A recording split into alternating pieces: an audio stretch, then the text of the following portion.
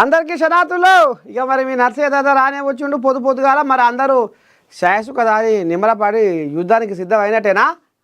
ఇక మరి ఆలస్యం ఎందుకుల్లా ముందుగాల మార్నింగ్ న్యూస్ విత్ నర్సయ్య తాత మధ్యాహ్నం మూతలో ఎవరి జాతకం ఎట్లా ఉంది ఏం కథ అనేది మహాపత్రికలో తెలుసుకుందాం. ఇక డీకే సీఎం అయితే ఓకే, ముఖ్యమంత్రి అవ్వాలనే ఆకాంక్ష నాకు ఉంది అమ్మని దండం. ఎవరికి ఉండదు? పార్టీకి డీకే చేసిన కృషి గురించి హైకమాండ్కు తెలుసు. కర్ణాటక హోంమంత్రి జి పరమేశ్వర సంచలన వ్యాఖ్యలు. అయ్య మసులుతా ఉంది లోపల లోపల లోపల లోపల లోపల లోపల లోపల లోపల. ఒకవేళ డీకేకు ముఖ్యమంత్రి పదవి ఒకవేళ ఇస్తే నా చేతులకిల్లి చేజారిపోతే నేనేం చెయ్యాలి అని సిద్ధరామయ్య ఓ దిక్కుంగా ఆలోచనలో మునిగి తేలుతుండట. ఇక డీకే కూడా బాగానే తిప్పల పడ్డాడు, కోయిలాగా బాగానే ఉరుగులో పెట్టింది, బాగానే తారాడిండు. ఆయనకి ఇచ్చిన మంచిదే, బాగానే ఆయన చేసిన కష్టం కూడా హైకమాండ్ కూడా తెలుసు అనేది ఇప్పుడు ఈయన హోంశాఖ కోయిలాగా కర్ణాటక పరమేశ్వర కూడా నాకు ఓకే, డీకే సీఎం అయితే నాకు ఓకే. మరి ఆయన 2.5 ఏళ్ళు నువ్వు 2.5 ఏళ్ళు నేను అని మరి రాసుకుర్రా, లేకపోతే ఇంకేమైనా బెడిసిందా, ఏం కథ ఏం కథ అనేది చూద్దాం. ఈయన మాత్రం నాకు ఓకే అంటుండు. ఇంకో మాట కడుపులో ఉన్న మాట కూడా బయట పెట్టిండు. నాకు కూడా ముఖ్యమంత్రి కావాలని ఆశ ఉంది అని హోంమంత్రి పరమేశ్వర కర్ణాటక కోల్యాగా. సరే, కేటీఆర్ డ్రామా ఆపండి, బీసీల గొంతు కోసింది బీఆర్ఎస్ఏ. కేటీఆర్ అసత్య ప్రచారాన్ని ఖండించిన మంత్రి సీతక్క. స్థానిక ఎన్నికల్లో రిజర్వేషన్లు తగ్గించిన ఘనత బీఆర్ఎస్దే అని ఫైర్. బీసీలకు 42% సీట్లు ఇస్తారా? మాజీ మంత్రికి సీతక్క ఛాలెంజ్. కేటీఆర్ డ్రామా ఆపండి, అయితే డ్రామా ఆడుతున్నాడు రాములు. మరి ఇప్పుడు ఎట్లా ఒక బీఆర్ఎస్ కోజాలని లైన్లో తీసుకుంటేనే బాగుంటుందిగా. వాళ్ళే ఏమంటుంది, స్థానిక ఎన్నికల్లో రిజర్వేషన్లు తగ్గించిన ఘనత బీఆర్ఎస్దే అని సీతక్క మండిపడుతుంది. సరే, ఒక్కసారి మనం ఎవరితో మాట్లాడదామంటే ఫోన్ చేద్దాం. గుంటి మంజుల, ఈమె పాత బస్తీ మనవరాలు, ఏమంటుందో ఏమో చూద్దామా మనవరాలు. ఇంకేమందో సీతక్క ఇందాం.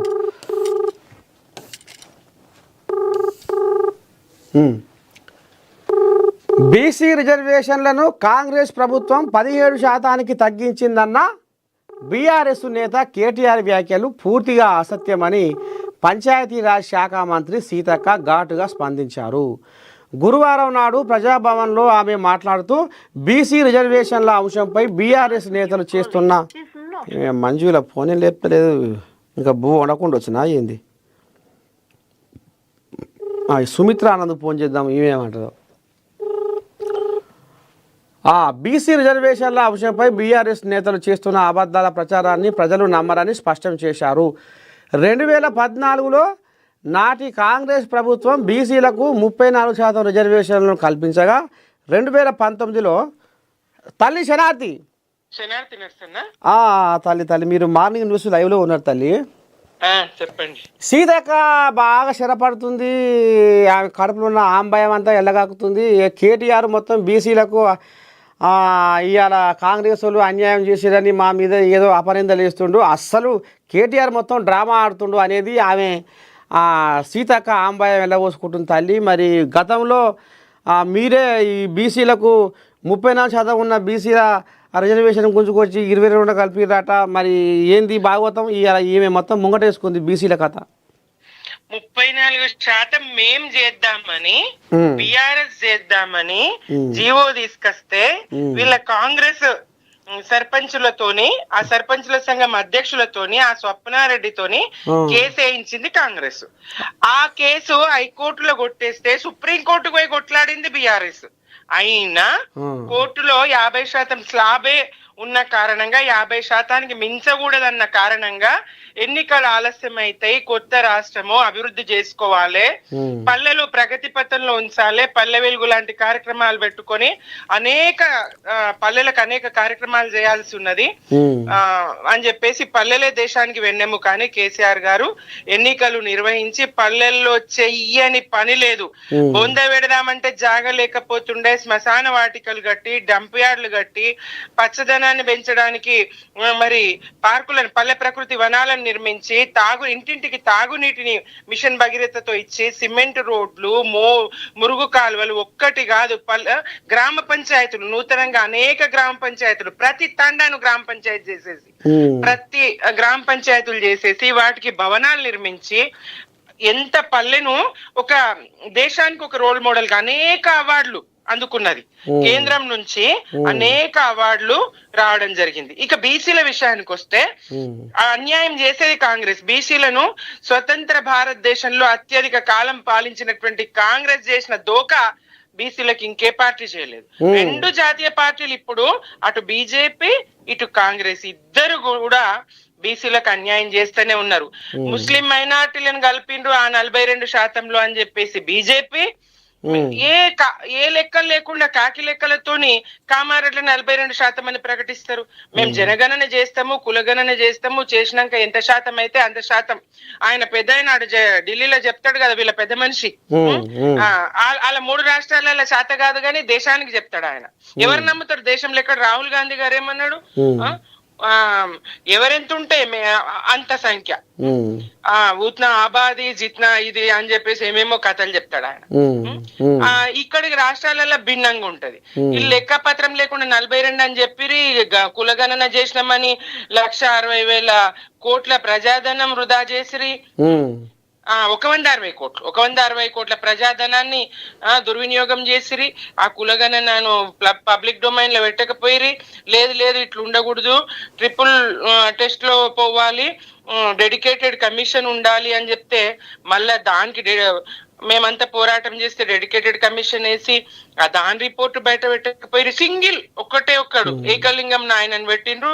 ఆడ పని కాలేదు, ఏం కాలేదు, అది బయట పెట్టకపోయి ఏదో గదే కామారెడ్డి చెప్పిన కాడికి కాకి లెక్కలతో మేము ఇస్తామని సరే అసెంబ్లీలో మేము కూడా మద్దతు చెప్తిమి. అది మరి ఢిల్లీ మెడల్ వంచాలి, ఎస్ అందరు కలిసి పోవాలి, అఖిల పక్షాన్ని విలువకపోయి వాళ్ళే పోయి ధర్నా చేసి డ్రామాలు ఆడిది. ఎవరిది డ్రామా సీతక్క గారు? ఎవరిది డ్రామా? ప్రజలు అర్థం చేసుకోరా? ఇవాళ 24% ఉన్నదాన్ని 13% పడగొడుతురు కదా బీసీలకు. 24% ఉన్నటువంటి రిజర్వేషన్ ను 13% పడగొట్టిండు నరసన తాత. లెక్కలు తీయండి మీరు, తెలంగాణ రాష్ట్ర వ్యాప్తంగా లెక్కలు తీయండి. ఒక్కొక్క జిల్లాలో 14%, 13%, యావరేజ్ గా 17%కి బీసీల రిజర్వేషన్ వడగొట్టిండ్రు. 42% మాట దేవుడెరుగు, ఉన్న 24% కూడా ఇయ్యే శాత గాని అసమర్థ కాంగ్రెస్ ఇది. బీసీలను దోకా. ఇంకోటి కామారెడ్డి డిక్లరేషన్ పేరుతోని ఇది ఒక్కటే కాదు కదా నర్సన్న, ఎంత చాంతాడంత లిస్టు కులాల వారిగా ఎవరికి ఏం చేస్తామని 20,000 కోట్లు ఇస్తాం బీసీలకు అండ్రి, ఎంబీసీలకు మంత్రిత్వ శాఖ అండ్రి, ప్రతి కార్పొరేషన్లల్లా ఏది బీసీల కోటా ఉంటదండ్రి, వైన్ షాప్లలో గౌడన్నల కోటా ఉంటదండ్రి, రజకులకు ఇస్తామని, ముదిరాజులకు ఇస్తామని, ముదిరాజులను బీసీఏలు కలుపుతామన్నారు నరసింహ తాత. ఇవన్నీ రాష్ట్ర పరిధిలో వీళ్ళు చేయదగ్గ అంశాలు కదా. రాష్ట్ర పరిధిలో వీళ్ళు చేయదగ్గ అంశాల మీద కూడా వీళ్ళ దృష్టి లేదు. ముదిరాజులను గంగపుత్రులకు వాళ్లకు చేపల పెంపకం మర్చిపోయి అధికారంలోకి రాగానే 6 నెలల్లో మరి మళ్ళా గొర్రెల పంపిణీ దశల 100 రోజులు, 6 నెలలు కూడా కాదు, 100 రోజుల్లో దశల వారిగా గొర్రెల పంపిణీ ఉన్న పథకాన్ని ఎత్తేసిరి. గౌడన్నలకు పథకం అండ్రి, ఒక్కటి కాదు 300 కాపులనండ్రి, వాళ్ళకు ఒక కార్పొరేషన్ ఏర్పాటు చేస్తామన్నారు 300 కాపులకు. పద్మశాలీలకు జగిత్యాల, నారాయణపేట, భువనగిరిలో మెగా పవర్లూమ్ క్లస్టర్లను ఏర్పాటు చేస్తామన్నారు. పద్మశాలీలకు పవర్లూమ్స్ మరియు పరికరాల మీద 90% సబ్సిడీ ఇస్తామన్నారు. ఒక్క పద్మశాలి కన్నా పవర్లూమ్ ఏర్పాటు చేసిండ్రా? విశ్వకర్మలకు మంగళి, స్వర్ణకారులు, కమ్మరి, వడ్రంగులకు, కుమ్మర్లకు 90% సబ్సిడీలతో టూల్ కిట్లు ఇస్తామన్నారు. పట్టణ ప్రాంతాల్లో షాపుల ఏర్పాటుకు భూమి ఇస్తామన్నారు. భూమి ఇచ్చుడు కాదు కదా, కేసీఆర్ ఫ్రీగా ఇచ్చిన కరెంటు కూడా ఇప్పుడు వీళ్ళు బిల్లు వేస్తుండ్రు. నాయి బ్రాహ్మణులకు వాళ్ళ షాపులకు బార్బర్ షాపులకు కేసీఆర్ ఫ్రీ కరెంట్ ఇచ్చిండు. అలాగే రజకులకు వాళ్ళు ఇస్త్రీ చేసేటువంటి షాపులకు, ఐరన్ చేసే షాపులకు, లాండ్రీలకు ఫ్రీగా కరెంట్ ఇచ్చిండు. అది కూడా ఎత్తేసిండ్రు వీళ్ళు. ఇంకా రజకులకు, యువతకు పట్టణాల్లో లాండ్రోమేట్స్ ఏర్పాటు చేసుకున్నందుకు 10 లక్షల రూపాయలు ఇస్తామన్నారు. రాష్ట్ర వ్యాప్తంగా ధోబీఘాట్ల ఆధునీకరణ కోసం జిల్లాకు 10 కోట్లు కేటాయిస్తామన్నారు. ఒక్క హామీ కాదు కదా, నమ్మించి గొంతు కోసిండ్రు. రిజర్వేషన్ల కాడ నుంచి మొట్టమొదటి అంశం రిజర్వేషన్లు. 6 నెలల్లో అధికారంలోకి వచ్చినాక 6 నెలల్లో బీసీల రిజర్వేషన్లు పెంపు, కులగణన, బీసీ కమిషన్ నివేదిక ఆధారంగా పెంచి ఇస్తామని చెప్పారు. కొత్త స్థానిక సంస్థల్లో బీసీ రిజర్వేషన్లు 23 నుంచి 42కు పెంచుతామని చెప్పిండ్రు. మున్సిపాలిటీలో కొత్తగా 23,973 మంది బీసీలకు రాజకీయ ప్రాతినిధ్యం కల్పిస్తాము స్థానిక సంస్థల్లో బీసీల రిజర్వేషన్లు ఉపవర్గీకరణతో అన్నారు. ఎన్ని హామీలు! ఒక వర్గానికి కాదు, జనాభాల సగం ఉన్న బీసీలకి ఎట్లా మోసం చేస్తుంది కాంగ్రెస్? ఎన్నిసార్లు మోసం చేస్తుంది కాంగ్రెస్? రాహుల్ గాంధీ ఏం చెప్తారు, రాష్ట్రంలో ఏం జరుగుతుంది? సీతక్క మాట్లాడినా, ఇంకొకరు మాట్లాడినా బీసీలు విశ్వసించే స్థాయిలో లేరు, నమ్మరు.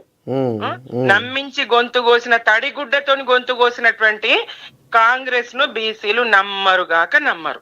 అధికారం ఉన్నదని బెదిరించి ఓట్లు వేయించుకుంటే సరిపోదు. రేషన్ కార్డులు తీసేస్తాము. జూబ్లీస్ లో అదే జరిగింది కదన్నా నర్సే తాత. రేషన్ కార్డులు తీసేస్తాము, సన్న బియ్యం రద్దు అవుతాయి, మీకు ఇచ్చే 200 యూనిట్ల ఏడా 10 ఇండ్లకు వస్తుందో కానీ అది కూడా పోతుంది. ఇట్లాంటి అన్ని చెప్పిరి. గ్యాస్ సబ్సిడీ పోతుంది. ముఖ్యమంత్రి స్వయంగా భయపెట్టి బెదిరించి ఓట్లేయించుకొని గెలిచి అక్కడ ఆ గెలుపుని చూసి రాష్ట్ర వ్యాప్తంగా మాకు ఇదే పరిస్థితి ఉంటది అంటే ఆ భ్రమల తేలని ప్రజలందరూ తెలుసుకుంటున్నారు, బీసీలు తెలుసుకుంటున్నారు ఎవరు బీసీలను మోసగేస్తున్నారు అనేది స్పష్టం. అటు బీజేపీ ఆ వంక చూపించి అన్ని రాష్ట్రాల్లో, బీజేపీ పాలిత రాష్ట్రాల్లో మైనారిటీలకు లేదా కోట, ఇక్కడికి వచ్చేసరికి మైనారిటీ కోట ఉన్నదని మేము అడ్డుకున్నామని. పోని వీళ్ళన్న రాహుల్ గాంధీ గారు ఎప్పుడన్నా పార్లమెంట్ లో ప్రశ్నలు లేవనెత్తిండ్రా బీసీల అంశం మీద? దేశవ్యాప్తంగా పర్యటనలు చేస్తావు, తెలంగాణలో మేము చేసినామని చెప్తారు. ఇక ఆ పేద మనిషి అయితే ఇక విచిత్రం, ఇక్కడ చేయని చేసినామని పక్క రాష్ట్రాలలో చెప్పుకున్నాడు. ఇలా ప్రపంచం అంతా గుప్పిట్లోకి వచ్చింది. వసుదైక కుటుంబం తెలియకుండా ఉంటదా? ఇక్కడ ఏం జరిగిందో ఏం జరగలేదు ఆడ ఫలితాలు కనబడాయా? ఇవాళ అబద్ధాలు ఆడినంత మాత్రాన జనం నమ్ముతారా? ఇక్కడ పరిస్థితి ఇట్లా ఉంటది. ఆయనేమో అయిపోయిందనే చెప్పుకొని తిరుగుతాడు, వీళ్ళేమో ఉన్న రిజర్వేషన్లు ఊడగొడతారు. ఇది నర్సే తాత. ఇంకేమన్నా సమాచారం కావన్నా? అదే తల్లి, ఇక మరి బీసీలను తడిగుడ్డతోని గొంతు కోసింది బీఆర్ఎస్ అని మరి సీతక్క ఇక మరి శరానికి వచ్చింది కాబట్టి మరి ఇక నువ్వు కూడా సుమిత్ర ఆనంద్ కూడా ఏమంటది, ఏంది ఏ కథ అనేది కూడా మా నేను ప్రేక్షకులకు వినిపించిన చూడాలి. ఇప్పుడు సుమిత్ర ఆనంద్ ఏం మాట్లాడింది, సీతక్క ఏమన్నది, ఇద్దరి మధ్యన ఇద్దరు జనాలు కామెంట్ ఏం పెడతారో చూద్దాం తల్లి. మంచిది. శనార్థి.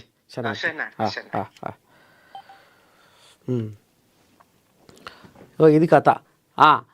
కేటీఆర్ అంటేనే ఐరన్ లెగ్, కేసీఆర్ లేకపోతే నీ ఐడెంటిటీ ఎక్కడిది? కేసీఆర్ ఉన్నంత వరకే బీఆర్ఎస్లో హరీష్ రావు. కేటీఆర్ వ్యాఖ్యలపై ఎమ్మెల్యే కడియం శ్రీహరి. అయితే ఇప్పుడు ఈ కోళ్యాగా నోరు తెరిస్తే ఏమంటుందంటే, కేటీ రాములకు అహంకారం ఉంది, ఇంకా ఆయన అహంకారం తగ్గలేదు, ఇంకా ఆయన పద్ధతి మార్చుకుంటేనే ఏమన్నా, వాళ్ళయ్య నీడ ఉన్నంత వరకే ఆయన పలుకుబడి పచారా, వాళ్ళయ్యే పెద్ద మనిషి అయ్యి ఇంకా జర్ర మూలకు పడ్డాడు చేస్తే ఇక హరీష్ రావు కూడా పక్కకు జరుగుతాడు. కేసీఆర్ ఉన్నన్ని రోజులే హరీష్ రావు దాపడెద్దు లెక్క పనిచేస్తాడు. కేసీరావుకు చేత కాకుండా మూలకు పడితే మాత్రము హరీష్ రావు కడకు జరుగుతాడు అనేది ఇప్పుడు ఈయన కడియం శ్రీహరి ఆంబయం వెళ్ళబోసుకుంటుండు. ఎట్ల సంగతి ఏంది ఏం కథ అనేది ఇప్పుడు కేటీఆర్ ఏమంటుండు, కేటీఆర్ అంటేనే ఐరన్ లెగ్ ఉంటుండు. మరి ఈమె ఈ పాత బస్తీ బీటకు ఫోన్ చేద్దాం. పాత బస్తీ ఆడ బిడ్డ గుంటి మంజులు అని ఉంది ఒక ఆమె, మహిళా నేత, బీఆర్ఎస్ మహిళా నేత, రాష్ట్ర నాయకురాలు. ఈ గుంటి మంజుల ఏమంటుందో చూద్దాం. హలో తల్లి శనార్థి. మీరు మార్నింగ్ న్యూస్ లైవ్లో ఉన్నారు తల్లి. చెప్పండి బాబు. ఇప్పుడు ఏం లేదు, ఈయన స్టేషన్ కన్పూర్ ఎమ్మెల్యే ఉంది కదా కడియం శ్రీహరి. అవును బాబు.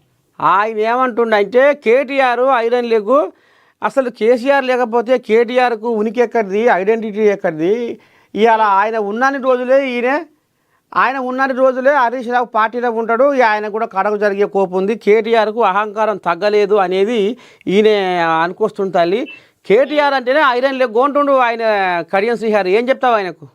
కడియం శ్రీహరికి ఆయన ఏం చెప్తాం, పెద్ద మనిషికి కళ్ళు అంటారు కదా, మదమెక్కి కళ్ళు ఎక్కడ కనిపిస్తలేవు, పచ్చకామర్లోకి ఎట్లా అంత లోకమంతా పచ్చగా అన్నట్టు ఆయన ఎట్లయితే ఐరన్ లెగ్గో వేరే వాళ్ళని కూడా అట్లనే అనుకుంటున్నట్టు.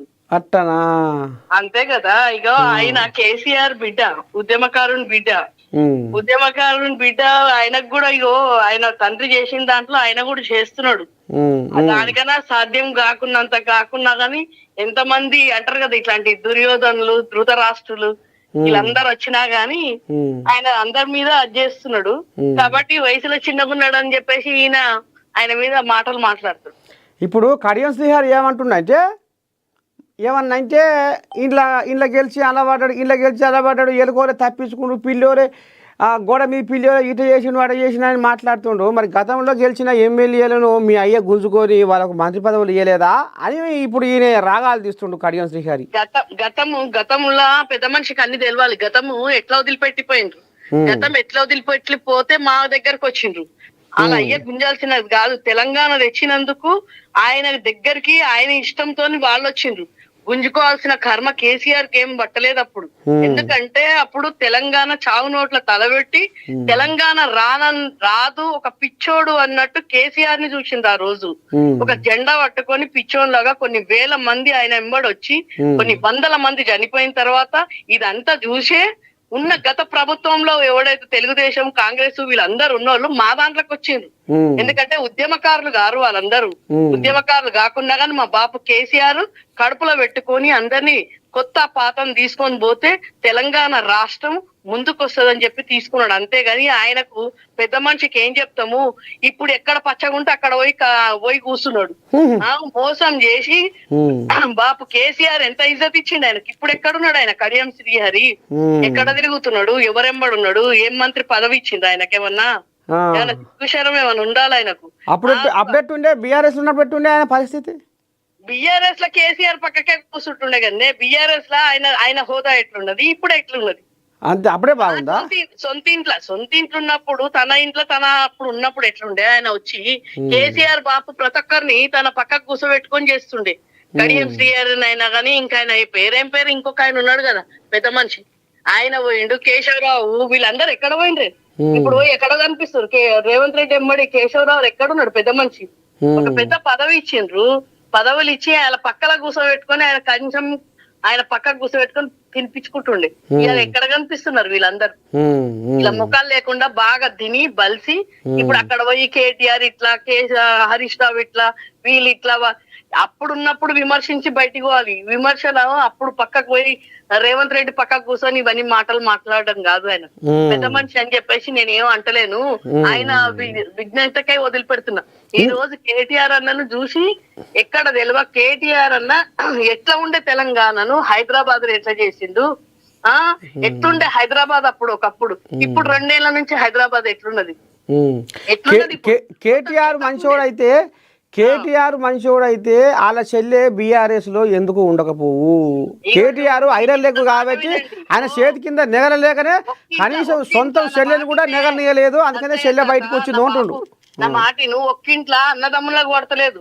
ఒక్కింట్లో అంటే ఒక్కింట్లో అంటారు కదా, ఒక దగ్గర సంసారం చేసే సంసారం చూపి ఒక రాష్ట్రం ఇది. ఆమె ఇష్టంతో ఆమె బయటికి పోయినప్పుడు ఆయన ఏం చేయలేడు కదా. ఇప్పుడు అట్లాంటి 1 కోటి మంది కాదు 2 కోట్ల మంది చెల్లెళ్ళు ఉన్నారు ఇప్పుడు ఆయనకు. ఆ ఒక్క చెల్లెనే చూడాలి కదా. రాజకీయం ఇది. ఇంటి వాళ్ళ కుటుంబ సమస్యలతో వాళ్ళు బయటికి పోయిందా ఇంట్లో? నీకెందుకు? నీ బిడ్డ ఎక్కడ పోయినుంటే నువ్వెక్కడికైనా తీసుకొచ్చినావు అది చూసుకో. నీ బిడ్డ ఎక్కడ పోయింది, ఎక్కడికైనా తీసుకొచ్చినావు, మళ్ళీ ఇంట్లోకి కలిపినావు, ఎక్కడైంది ఇగో ప్రతి ఇంటిని ఒక అందరింటికి ఇంటింటికి మండిపోయే కానీ ఎవరి ఇంట్లో లేదు, కేసీఆర్ ఇంట్లో లేదు, మోదీ ఇంట్లో కూడా లేదు. అంతే అంతే అంతే అంతే అంతే కదా బాబు. మనం పర్సనల్ దాంట్లో ఒక రాజకీయంగా ఎదుర్కోలేక మూర్ఖులు మాట్లాడడానికి ఇట్లాంటి అవకాశం వచ్చినప్పుడు ఇంటి గురించి, పెళ్ళాం గురించి, చెల్ల గురించి మాట్లాడాల్సిన కర్మేం పట్టింది. నీ బిడ్డ ఎక్కడ పోతుంది నువ్వు చూసుకో. అవునా కదా? పర్సనల్ గా మొగోన్లాగా ఎదుర్కోవాలి అంతే. రాజకీయంగా ప్రజలకు పనిచేయండి. మీరు ఏం చేసిండ్రు 2 ఏళ్ళ కడియం శ్రీనివాస్ అందులో పోయి ఏం చేసి కడియం ఆయన ఏం చేస్తున్నాడు ఆయన చెప్పండి. 2 ఏళ్ల నుంచి ఏం తీసుకొచ్చినావు? ప్రజలకు ఏం చేసినావు? గన్పూర్ వాళ్ళకి ఏం చేసినావు? ఇప్పుడు అక్కడ ఉన్న ఆయన రాజయ్యను బదనాం చేసి బట్ట కాల్చి ఆయనను బదనాం చేసిండు. ఈయనేం చేసిండంట ఈ 2 ఏళ్ల నుంచి? ఏం నిధులు తెచ్చిండంట? స్టేషన్ గన్పూర్ కి ఏం తెచ్చిండు, ఏం చేసిండో అది ప్రజలకు చెప్పి నువ్వు మాట్లాడాలి. ఇయ్యాలి అటు బియ్య నా ఘర్క నా ఘాట్కా అయిపోయిండు. నా ఘర్కా నా ఘాట్కా అంటారు హైదరాబాద్ లో. అట్లాంటి పరిస్థితి తెచ్చుకొని ఈ రోజు కేటీఆర్ మీద మాట్లాడాల్సిన అర్హత ఏమన్నా ఉన్నది ఆయనకు? ఏం అర్హత ఉన్నది? కేటీఆర్ ఒకప్పుడు కేటీఆర్ అని పక్క నిలబెట్టుకొని ఆయన ఏజ్ ఎక్కడ, నీ ఏజ్ ఎక్కడ? ఆయనను విమర్శించాల్సిన పనేముంది? చిన్న నోరుతో పెద్దోళ్ళకు మాట్లాడాల్సిన పనేముంది నీకు? నీ పనేందో చూసుకో. అసలు ఇండ్లున్నవా అల్లున్నవా అది చెప్పు ఫస్ట్. ఇప్పుడు బై ఎలక్షన్లు వస్తాయి, దాన్ని చూసుకో. కేటీఆర్ ని విమర్శిస్తే మళ్ళీ నీ కోట్లు వస్తాయి అనుకుంటున్నా? రేవంత్ రెడ్డి మాటినండి. రేవంత్ రెడ్డి దగ్గరికి ఎవడు పోతే వాడు కేసీఆర్ ఫ్యామిలీని తప్ప తిడితే తప్ప వీళ్ళ కోట్లు పడయి. ఎందుకంటే వీళ్ళు పీకి ఏం చేసింది లేదు, పీకి పెట్టింది లేదు. అయ్యా మొన్న స్టేషన్ కన్పూర్లో మీటింగ్ పెట్టి కార్యకర్తలతోటి మీరు ఏం పికర్ చేయకూరి, మళ్ళీ ఉప ఎన్నిక ఏం రాదు, అంతా నేను చూసుకుంటూ ఉంటుండు. అంతా ఏం చూసుకుంటాడంట వాళ్ళు పొయ్యి ముట్టించుకోనికి వాళ్ళ ఇంట్లో పప్పు కూరగాయలు కావాల్సి వస్తుంది గరీబోళ్ళకు. వీడు చెప్పే మాటలు విని, రేవంత్ రెడ్డి మాటలు విని 2 ఏళ్లలో గోస తెచ్చుకున్నారు తెలంగాణ ప్రజలు. హైడ్రాలు తెచ్చుకొని ఇండ్లు గులగొట్టుకొని, నీళ్లు లేక, నిధులు లేక, రైతు బంధు లేక, రైతు బీమాలు లేక, పిల్లలు లగచర్యల గురుకులాలలో ఇవన్నీ అయినాయి. ఇవన్నీ చెప్పి ఇప్పుడు 2 ఏళ్ల కథ విడిచేసి మళ్ళీ నేను చూసుకుంటా అంటే ఏం చూసుకుంటాడు? పోయి రేవంత్ రెడ్డిని చూసుకుంటాడు. రేవంత్ రెడ్డిని చూసుకోవడము, సంచులు నింపుకోవడంతోనే సరిపోయింది రేవంత్ రెడ్డిని. వీళ్ళు అట్లాంటిలో ఎక్కడో పెట్టిండు. ఇంకేమైనా ఇజ్జత్ ఉన్నదా అని అలా? ఆ పార్టీలో ఏమైనా ఇజ్జత్ ఉందా? మాట్లాడుతున్నాడు ఆయన మాటలేంది? ఆయన ఏంటి పెద్ద మనిషి? ఆయన స్థాయికి మాట్లాడుకోవాలి. ఆయన స్థాయికి దిగజారిపోయింది కాబట్టి మాది బాగా తినిండు. ఇని బలిచిన వాళ్ళంతా పోయిన వాళ్ళు అందరు ఇప్పుడు అంటారు కదా ఘర్కన్నా ఘాట్గా అయిపోయింది. 10 మంది ఎటుగా కాకుండా అయిపోయింది. సరే మొత్తానికైతే గిది కథ. సరే తల్లి మరి ఉంటా. ఉండు బాబు. ఎవరైనా కేటీఆర్ కేసీఆర్ ఫ్యామిలీకి వస్తే మాత్రం ఊరుకోమని చెప్పు. అంతేనా? అంతే. మళ్ళీ తాట తీస్తాం, మళ్ళీ వాళ్ళని తాట తీసి తోలు తీసి ఎండకేస్తాం. మళ్ళీ ఈ చలికాలం వారం రోజులకు ఎండ కూడా. సరే సరే సరే తల్లి శనార్థి. సరే సరే ఇగో ఇది కథ. కేటీఆర్ అంటేనే ఐరన్ లెగ్. అంటే ఈమె పాత బస్తీ ఆడబిడ్డ బీఆర్ఎస్ పార్టీ రాష్ట్ర నాయకురాలు గుంటి మంజుల ఈ రకంగా మరి కడియం శ్రీహరి మీదకి మరి గిట్లా ఒంటికాల మీదే లేస్తుందిలా. ఇదేంది కథ? శుక్ర మౌఢ్యమి ఎఫెక్టు, కళ్యాణ గడియలకు బ్రేకు, 20 రోజులు శుభకార్యాలు బంధు. ఓ అమ్మా ఏంది గందరగోళము? 80 రోజులు అంటే ఏం తక్కువ 3 నెలలు. అమ్మా ఎట్లా చేయాలి? ఏం చెయ్యాలి? ఇప్పుడు ప్రేమ పెళ్ళిళ్ళు చేసుకుంటోళ్ళ కథ ఏంది? పెద్దలు కుదిర్చిన సంబంధాల పెళ్ళిళ్ళ కథ ఏంది? ఏమి చేయాలి? ఎట్లా చేయాలి? అయితే ఇప్పుడు వాళ్ళు ఇంకా ఫోన్లలో మాట్లాడుకునే ఓ లకమా 80 రోజులు అంటే చిన్న సన్న ముచ్చట అనులా ఒక పంతులు ఫోన్ చేస్తాం ఏమంటాడా? ఓ నీ కథ చల్లగా ఉండు. ఇది ఎక్కడి కథలు నాయనా? వా దావా దేవా దేవా దేవా.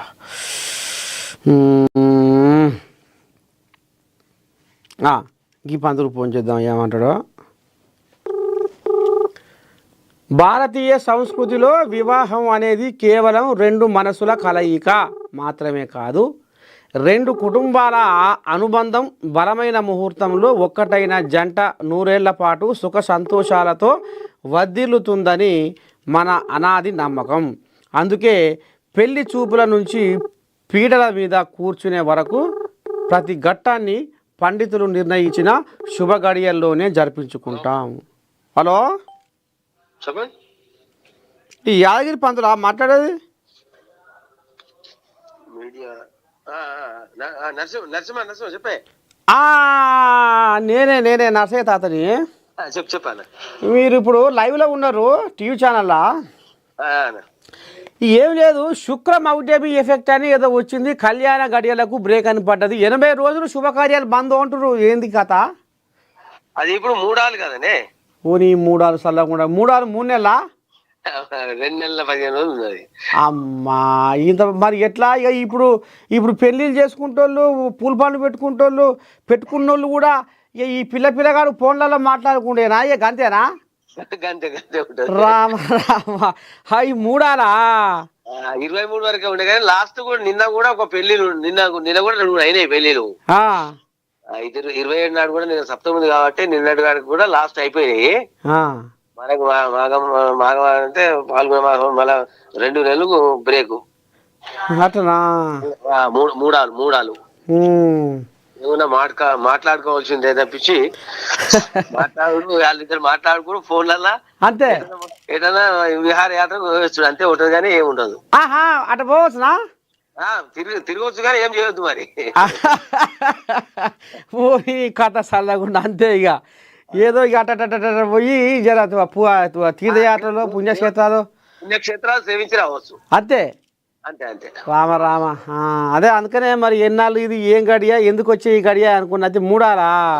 3 ఆలు అని ఉంటాయి. 3 ఆళ్ళ ఎందుకంటే పనికి రాదు అన్నట్టు. మరి ఇప్పుడు అత్తలు కూడా ఏదో ముఖాలు చూసుకోవద్దా అంటారు కూడా, అది కూడా ఇళ్ళనేనా ఏంది? అయితే అంటే ఇప్పుడు పెళ్లి అయిన వాళ్ళు ఉంటారు, కొత్తగా పెళ్లి అయిన వాళ్ళు ఒక నెల రోజుల దాకా గడప దాటొద్దు అన్నట్టు. అత్త కోడలు గడప దాటొద్దు. అయ్యా, ఇంటనే ఉండాలి. రామ భలే ఉన్నాయిగా. అది ఇప్పుడు కాదు, అది ఆషాఢ మాసం. ఇంకా అది వెళ్ళిపోయిందా? ఆషాఢ వెళ్ళిపోయింది కదా. ఆషాఢ మాసం ఇప్పుడు జ్యేష్ఠ మాసంలో పెద్దోనికి పెళ్లి చేయొద్దు ఒకటి. అయితే ఎందుకంటే పెళ్లి ఎందుకు చేసుకుంటారు అంటే శ్రావణం భాద్రపదం చేసుకుంటారు కదా, ఆషాఢం వస్తుంది. శ్రావణం తర్వాత ఆషాఢ మాసం కదా. ఆషాఢ మాసంలో ఇప్పుడు అత్తా కోడలు ఇంట్లోనే ఉంటారు, ఒక గడప దాటొద్దు అది. కాబట్టి ఏంటంటే అప్పుడు ఆడపిల్ల ఎక్కడికి ఉంటది, తల్లిగారింటి ఉంటది నెల రోజులు. దానికి ఆషాఢ మాసం పట్టి పెట్టి, ఎందుకంటే కొన్ని నెలలు ఉంటది కొన్ని నెలలు ఉండదు. ఆషాఢ పట్టి అంటే ఇప్పుడు చేసుకున్న భర్త వాళ్ళ తల్లిదండ్రులు పోయి ఆషాఢ పట్టి పెట్టి అమ్మాయి చూసుకోవాలి. ఆషాఢ మాసం తర్వాత శ్రావణ మాసంలో అట్లా. మొత్తానికి ఇది కథ. సరే పంతులు, సరే మంచిది, ఉంటా. శనార్థి. ఇగో గిదుల్లా ఇక పిల్లగాడు ఏమైనా ఫోన్లలో మాట్లాడుకుంటే తప్ప ఇక వాళ్ళకి పుసుకున్న మరి ఇక 3 నెలల దాకా మరి అరే ఎటువా ఏందా అని ఒక కడుపుల మనసులో ఏమన్నా మరి మెదిలితే ఇక మీరు అట్లా తీర్థయాత్రలకు పుణ్యక్షేత్రాలకు పోవచ్చునట. అట్లేం కాదన్నట. పోయి తమాషగా దేవుణ్ణి దర్శనం చేసుకొని, లేకపోతే ఏమన్నా టూరిజం అని అక్కడ జర కొంచెం మనశ్శాంతి. ఎందుకంటే ఇప్పుడు లట్లాంటి ఉంటుంది కదా, అమ్మా 3 నెలల దాకానా అనేది ఉంటుంది కదా మనసులో. జర అట్ట పోయి కాలక్షేపం ఆడంగా చేసుకొని మనశ్శాంతి కోసం పోయి రావచ్చున్నట. తస్మాత్ జాగ్రత్త జర మరి.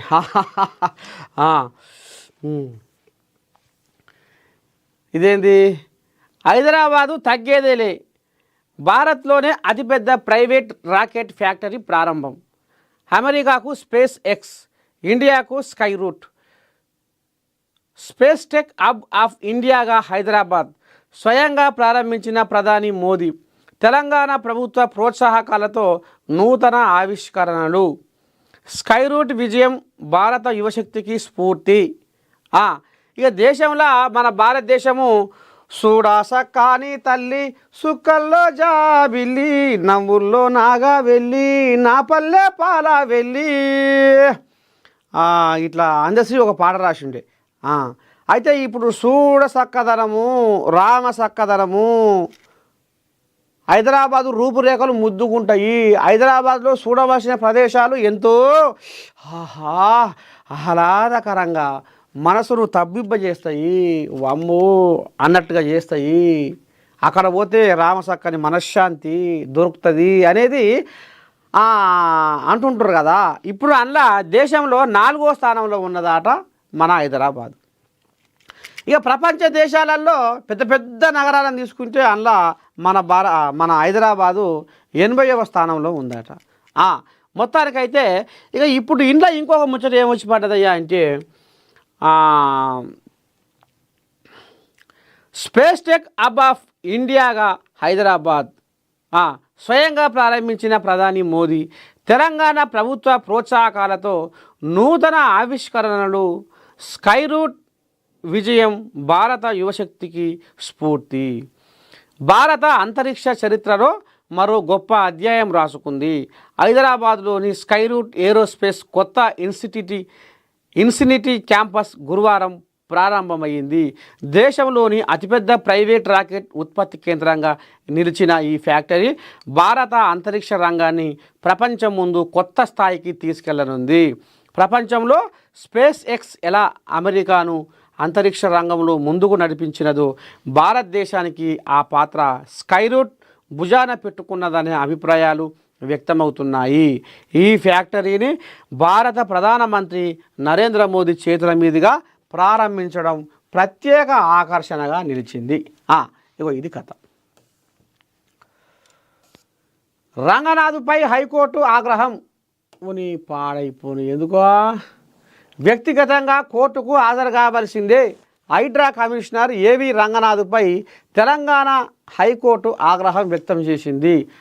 ఈ బతుకమ్మ కుంట ఉండే కదా అంబర్పేటలో బతుకమ్మ కుంటలా కొన్ని కోళ్ళాగలప్పుడు ఇది మాది అది నీది అన్నట్టుగా కొన్ని ఏదో మరి హైకోర్టులో ఏదో కేసు వేసినట్టుంది. ఇంకా అందులో మరి బతుకమ్మ కుంట వివాదంలో డిసెంబర్ 5వ తేదీలోపు కోర్టు ఎదుట ప్రత్యక్షంగా హాజరు కావాలని ఏవి రంగనాథ్ను ఆదేశించింది. లేకుంటే నాన్ బెయిలబుల్ వారెంట్ జారీ చేస్తామని ఆయన్ను హైకోర్టు హెచ్చరించింది. చూడాలి మరి ఆయన ఏమన్నా రమ్మంటే పోలేదాట ఎట్టరాబు అని కోర్టు ధిక్కరణ కింద ఇక మరి జరంతా కళ్ళెర్ర చేసింది కోర్టు అనేది కథ నడుస్తుంది. చూడాలి మరి రేపు ఇంకా ఏం కథ నడుస్తుందో దీని మీద ముందు చూద్దాం. కేసీఆర్ ఓఎస్డీని విచారించిన అధికారులు. ఫోన్ ట్యాపింగ్ కేసులో ట్విస్టు. ఫోన్ ట్యాపింగ్ కేసులో సిట్ అధికారులు దూకుడు పెంచారు. ఈ కేసులో మాజీ ముఖ్యమంత్రి బీఆర్ఎస్ అధినేత కల్వకుంట్ల చంద్రశేఖరరావు ఓఎస్డీ రాజశేఖర్ రెడ్డిని గురువారం విచారణ చేశారు. 2 గంటల పాటు విచారణ జరిపి స్టేట్మెంట్ రికార్డు చేశారు. ఈ విచారణలో సంచలన విషయాలు వెలుగులోకి వచ్చినట్టు తెలిసింది. ఎట్ట చేసింది ఏంది ఏం కథ ఎట సంగతి అనేది ఇప్పుడు విచారణ చేపట్టినట. ఈ విచారణ చదవకుండా ఈ విచారణ ఏళ్ళు గడుస్తున్నాయి, అది కాదు ఇది పోదు అన్నట్టే ఉంటుంది కథ.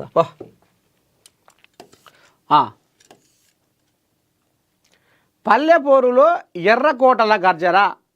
హస్తం కుస్తీలో కామ్రేడ్ల కొత్త ఎత్తుగాడ. కమ్యూనిస్టుల సైలెంట్ ఆపరేషన్ షురు. మదిరలో మంటలు, చింతకానిలో చిచ్చు. సామినేని హత్యతో మారిన పొలిటికల్ సీన్. ఉనికి కోసం సాగుతున్న ధర్మ యుద్ధాలు. జిల్లాల్లో అగ్గిరాజేస్తున్న పొత్తు చిక్కులు. కేడర్కు హైకమాండ్ ఫ్రీ హ్యాండ్. పల్లె సీమలు రాజకీయ రణరంగాన్ని తలపిస్తున్నాయి. గ్రామ పంచాయతీ ఎన్నికల నగార మోగడంతో ప్రశాంతంగా ఉండే పల్లెల్లో ఇప్పుడు అధికారం కోసం అలుపెరుగని పోరాటం మొదలైంది. నామినేషన్ల పర్వం ప్రారంభం కావడంతో రాజకీయ వేడి తారాస్థాయికి చేరింది. అయితే రాష్ట్ర రాజకీయాల్లో ఇప్పుడు అందరి దృష్టి అధికార కాంగ్రెస్, దాని మిత్రపక్షాలైన సిపిఐ సిపిఎంల బంధంపైనే పడింది. హైదరాబాద్లో దోస్తీ అంటూ చేతులు కలిపిన నాయకులు పల్లెల్లో మాత్రం కుస్తీకి సై అంటున్నారు. 2023 అసెంబ్లీ ఎన్నికల్లో కాంగ్రెస్ విజయానికి వెన్నుదనిగా నిలిచిన వామపక్షాలు ఈ స్థానిక సమరంలో దూరంగా హైదరాబాదులో దోస్తీ అయిన పల్లెల్లో ఇప్పుడు కుస్తీలు అనే కథ నడుస్తుందాడనులా. చూడాలి మరి ఈ పంచాయతీ ఎట్టేటో ఏం కథ.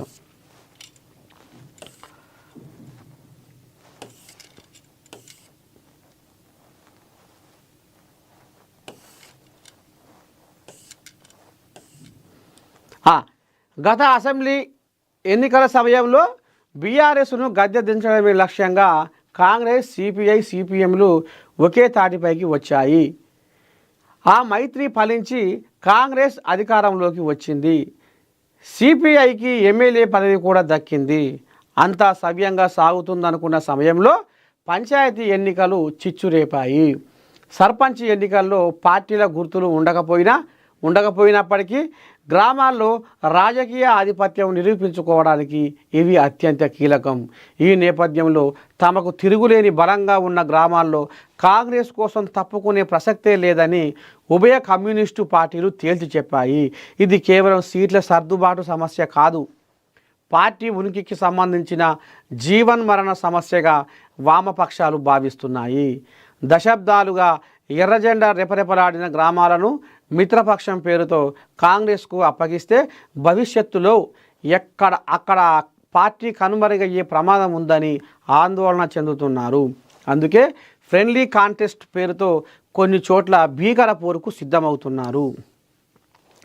తెలంగాణలోని ఉమ్మడి ఖమ్మం, నల్గొండ, వరంగల్, రంగారెడ్డి జిల్లాలతో పాటు కొత్తగా ఏర్పడిన భద్రాద్రి కొత్తగూడెం, సూర్యాపేట, యాదాద్రి భువనగిరి, ములుగు, మహబూబాబాద్ జిల్లాల్లో కమ్యూనిస్టులకు ఇంకా బలమైన ఓటు బ్యాంకు, పటిష్టమైన క్యాడర్ ఉంది. రాష్ట్ర నాయకత్వం ఆదేశాలు ఎలా ఉన్నా క్షేత్రస్థాయిలో ఉండే గ్రామ కమిటీలు మాత్రం రాజీకి ససేమిరా అంటున్నాయి. ముఖ్యంగా ఈ జిల్లాలోని అనేక గ్రామాల్లో సిపిఎం, సిపిఐలకు దశాబ్దాల చరిత్ర ఉంది. ఇలాంటి చోట్ల కాంగ్రెస్ పార్టీ బలహీనంగా ఉన్నప్పటికీ అధికారంలో ఉంది కాబట్టి పెత్తానం చెలాయించాలని చూస్తే ఊరుకునేది లేదని ఎర్ర సైన్యం హెచ్చరిస్తుంది. అవసరమైతే సిపిఐ, సిపిఎం రెండు వేర్వేరుగా బరిలోకి దిగి త్రిముఖ పోరుకు తెరలేపే అవకాశాలు కూడా పుష్కలంగా ఉన్నాయి. ఇది అంతిమంగా ఓట్ల చీలికకు దారితీసి ఫలితాలను తారుమారు చేసే ప్రమాదం లేకపోలేదు. చింతకానిలో రగులుతున్న ప్రతీకార జ్వాలలు, మజిలపై ప్రత్యేక ఫోకస్. ఈ ఎన్నికల్లో అత్యంత సెన్సేషనల్ పాయింట్ ఏదైనా ఉందంటే అది ఖమ్మం జిల్లా మదిర నియోజకవర్గమే.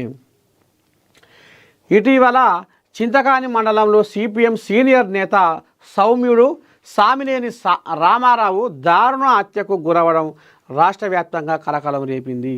ఈ ఘటనతో స్థానిక కమ్యూనిస్టు శ్రేణుల్లో ఆగ్రహ జ్వాలలు ఇంకా చల్లారలేదు. ఇది కేవలం ఒక నాయకుడి హత్యగా కాకుండా తమ పార్టీపై జరిగిన దాడిగా సిపిఎం భావిస్తుంది. ఈ నేపథ్యంలో చింతకాని మండలంతో పాటు మదిర నియోజకవర్గంలో జరిగే సర్పంచ్ ఎన్నికలను సిపిఎం అత్యంత ప్రతిష్టాత్మకంగా తీసుకుంది. మా నాయకుడిని చంపారు, ఇప్పుడు మా సత్తా ఏంటో ఓట్ల ద్వారా చూపిస్తాం అని కసి కార్యకర్తల్లో కనిపిస్తుంది. ఇక్కడ కాంగ్రెస్తో పొత్తు ఉన్నా లేకపోయినా సిపిఎం తన సత్తా చాటడానికి సర్వశక్తులు ఒడ్డనుంది.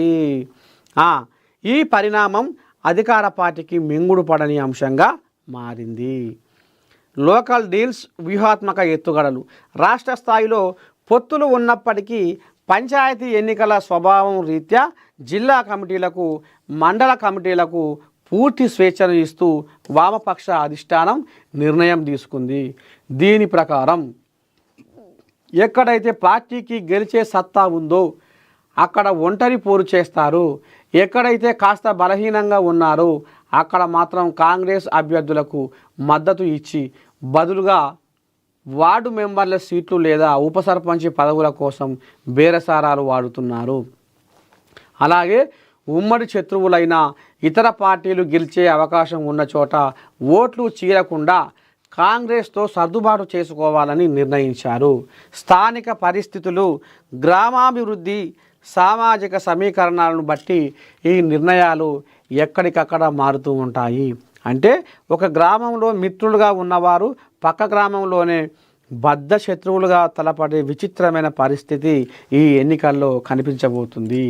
అసలు టార్గెట్ ఎంపీటీసీ, జడ్పీటీసీలే కింగ్ మేకర్లుగా మారే ఛాన్స్. సర్పంచ్ ఎన్నికలు కేవలం సెమీఫైనల్స్ మాత్రమే. అసలైన ఫైనల్స్ రాబోయే మండల, జిల్లా పరిషత్ ఎన్నికలేనని రాజకీయ విశ్లేషకులు భావిస్తున్నారు. ఆ ఎన్నికలు పార్టీ గుర్తులపై జరుగుతాయి కాబట్టి సీట్ల పంపకాలు అధికారికంగా ఉంటాయి. ఇప్పుడు సర్పంచ్ ఎన్నికల్లో తమ సత్తా చాటితేనే రేపు పరిషత్ ఎన్నికల్లో కాంగ్రెస్ నుంచి ఎక్కువ సీట్లు డిమాండ్ చేయడానికి అవకాశం ఉంటుందని వామపక్షాలు భావిస్తున్నాయి. ఉమ్మడి ఖమ్మం, నల్గొండ, వరంగల్ జిల్లాల్లో జిల్లా పరిషత్ చైర్మన్ పీఠాలను, అనేక మండల పరిషత్ అధ్యక్ష పదవులను డిసైడ్ చేసే శక్తి కమ్యూనిస్టుల చేతిలోనే ఉంది. వారి మద్దతు లేకపోతే ఈ జిల్లాల్లో కాంగ్రెస్ ఏకపక్షంగా స్వీప్ చేయడం అసాధ్యం. అందుకే ఇప్పుడు సర్పంచ్ ఎన్నికల ద్వారా తమ బలాన్ని ప్రదర్శించి భవిష్యత్తులో కింగ్ మేకర్లుగా చక్రం తిప్పాలని సిపిఐ, సిపిఎంలు పక్కా ప్లాన్తో ముందుకు వెళ్తున్నాయి. ఇది కథ.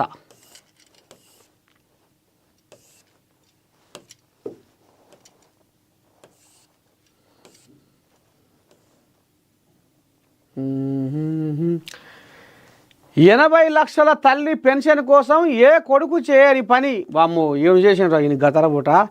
తల్లి పెన్షన్ కోసం ఏ కొడుకు ఎవరు చేయకూడని పనికి పూనుకున్నాడు. అలా 4 ఏళ్ళు మోసం చేశాడు.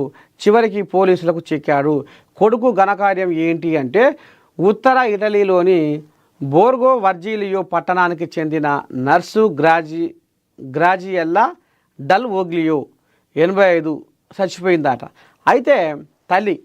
అయితే ఆమె చనిపోయిందని చెబితే పెన్షన్ రాదేమోననే భయంతో ఆమె 56 ఏళ్ల కొడుకు ఎవరూ ఊహించని పని చేశాడు. చట్టబద్ధంగా తన తల్లి పెన్షన్ రావాలంటే తల్లి చనిపోయినట్టు ఎవరికీ తెలియకూడదని ప్లాన్ వేశాడు. అమ్మా, చిన్న సన్నోడు ఏం కాదు. అచ్చం ఆమెలాగే వేషం వేసుకొని అందరినీ నమ్మించడం మొదలుపెట్టాడు. ఓని కథ సలగుండు. వామ్మో, అలా వేషం మార్చుకొని గత 3 ఏళ్ళుగా ఆమె పెన్షన్ పొందుతూ సుమారు 80 లక్షలు దండుకుండాట.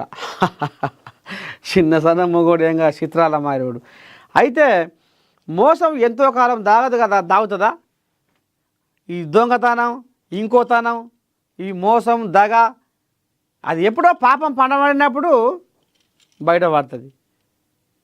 ప్రకృతి కదా ఇది. గంపంతా కనిపెట్టుకొని చూస్తూనే ఉంటుంది. 1000 గంటలు ఉంటాయి ప్రకృతికి. ఏ కైలకెళ్ళి తప్పించుకుంటావు? అందుకనే మోసం అనేది ఎల్లకాలం నిలవది. దొంగతనం అనేది ఎల్లకాలం నిలవది. ఏదో ఒక రోజు నువ్వు దొరికిపోవాల్సింది.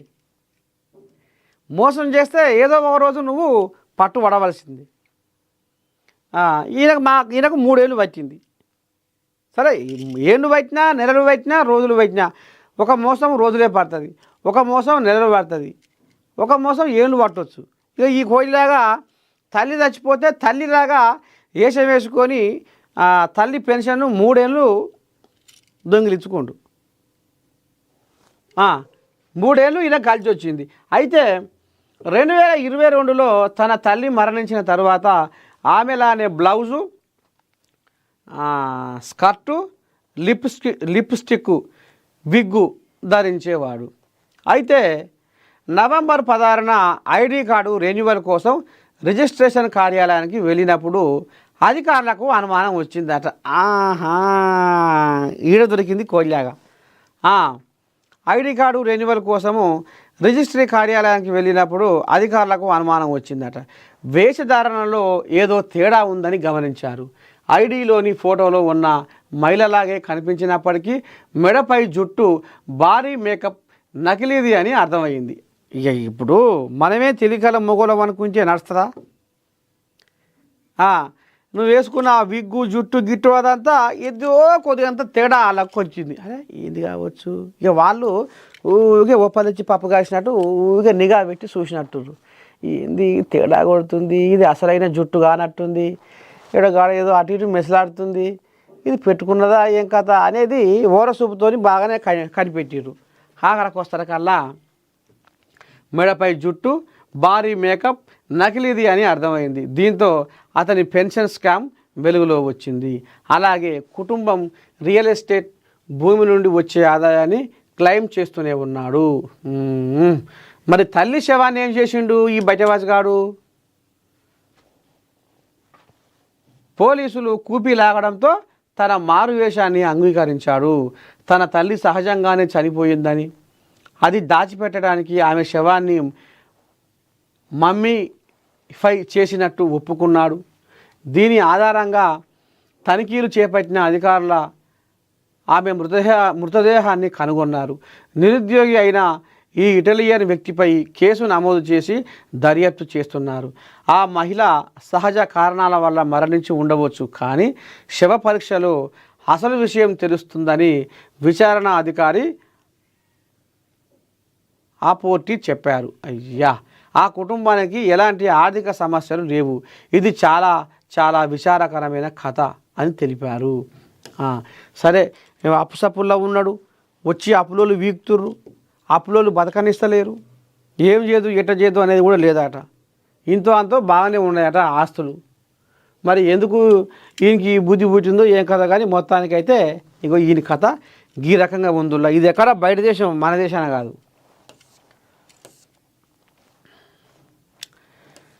శబరిమల భక్తులకు శుభవార్త. అన్నదానంలో ఇకపై కేరళ సద్య వడ్డన. మెనూను మార్చిన ట్రావెన్కోర్ దేవస్వం బోర్డు. అన్నదానంలో భారీ మార్పులు చేసిన టీడీబీ. భక్తుల విరాళాలకు విలువిస్తూ సంప్రదాయ రుచులతో కొత్త మెనూ సిద్ధం. ఆసియాలోనే అతిపెద్ద అన్నదాన భవనంలో ఇక పసందైన విందు. రోజుకు 10,000 మందికి భోజనం. మంచిదే, సంతోషం. చచ్చిపోయిండో సంపిర్రో అని పదం పాడిరు. ఇగో మళ్ళీ వచ్చిండు ఇమ్రాన్ ఖాన్. ఇమ్రాన్ ఆరోగ్యంపై అడియాల జైలు ప్రకటన. ఇక మా అన్నను చూడాలి, మా అన్నను చూపియరా అని శల్య పోయి ధర్నా చేసిందట ఆ జైలు ముందర. ఇక చూపిస్తామమ్మా అని చిన్నగా సమలాయించి ఇక వచ్చే నెల ఎంతో డేట్ పెట్టిరట. ఆ డేట్ నా రారి మీకు చూపిస్తామని చెప్పిరట. ఇక నిన్నమోనేమో ఇమ్రాన్ ఖాన్ అయిపోయిండో కథం చేసిండో అని ఆడెవడాడు, బలూచిస్తాన్ వాడా ఇంకెవడో మన ఆఫ్ఘనిస్తాన్లో కూడా కథ కూడా ఏదో ఆల మీడియా కూడా ఏదో బయట పెట్టింది, కథమే అయిందట అనేది తెర మీద తీసుకొచ్చిర్రు. కోళ్ళాగా పానం బాగలేక జరత చిన్నపోయినట్టుండట. మొత్తానికైతే పాకిస్తాన్ తెహ్రీక్ ఈ ఇన్సాఫ్ వ్యవస్థాపకుడు ఇమ్రాన్ ఖాన్ ఆరోగ్యంపై వస్తున్న వదంతులను అడియాల జైలు అధికారులు ఖండించారు.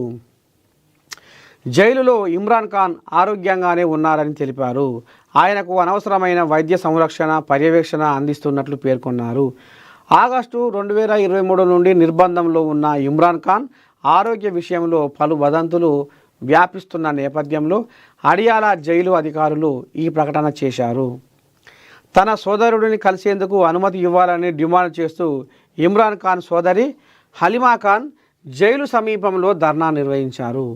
తన సోదరుడిని చట్టవిరుద్ధంగా నిర్బంధించారని ఆమె ఆరోపించారు. ఈ నిరసన కారణంగా హడియాల జైలు రోడ్డులో తీవ్ర ట్రాఫిక్ అంతరాయం ఏర్పడింది. అయితే ఇమ్రాన్ కుటుంబ సభ్యులకు వచ్చే మంగళవారం అతనిని కలిసేందుకు హామీ ఇవ్వడంతో నిరసన విరమించారు. ఇదే విధంగా పార్టీ అంతర్గత వ్యవహారాలను చర్చించేందుకు పీటీఐ నేతలకు ఇమ్రాన్ను కలిసేందుకు అనుమతిచ్చారు. దీంతో ఖైబర్ పఖ్తూన్ఖ్వా ముఖ్యమంత్రి Sohail Afridi, PTI secretary general Salman Akram Raja తదితరులు జైలులో ఇమ్రాన్ ఖాన్ను కలుసుకోనున్నారు. ఇమ్రాన్ ఖాన్ ఆరోగ్యంపై వస్తున్న వదంతులను జైలు అధికారులు ఖండించినప్పటికీ ఇమ్రాన్ ఖాన్ మద్దతుదారులు మాత్రం ఆయన ఆరోగ్య పరిస్థితిపై తీవ్ర ఆందోళన వ్యక్తం చేస్తున్నారు. కోర్టు ఆదేశాలు ఉన్న కుటుంబ సభ్యులపై జైలు అధికారుల ఆంక్షలు విధిస్తున్నారని వారు ఆరోపిస్తున్నారు.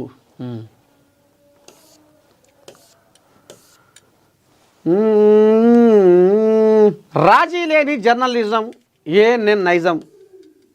నిజమా కాదా?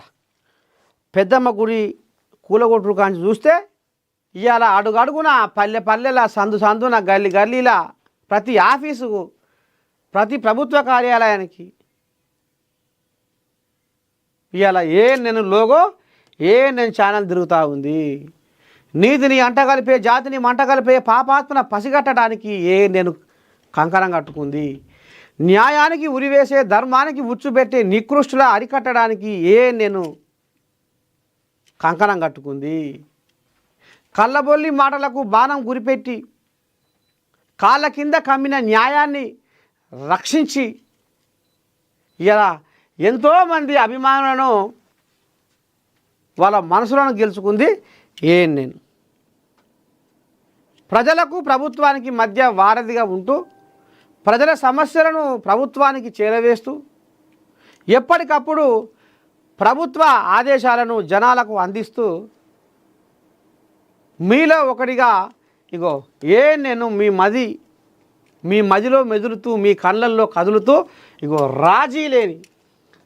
రాజీ లేని జర్నలిజం మా ఏఎన్ఎన్ నైజం అనేది ఒక నినాదంతో ఈ రకంగా అందరి హృదయాలలో మన ఏఎన్ఎన్ ఒక నదిలాగా ప్రవహిస్తూ ఉన్నది. ఇక మొత్తానికైతే మార్నింగ్ న్యూస్ విత్ నర్సే తాత మధ్యాహ్నం మోతా కార్యక్రమానికి సెలవు. శనార్థి రేపు పొద్దుగాల మళ్ళా కలుసుకుందాం. అంతవరకు మీరు ఏం చేయాలి, చూస్తూనే ఉండాలి మన ఏఎన్ఎన్. ఉంటా. నమస్తే.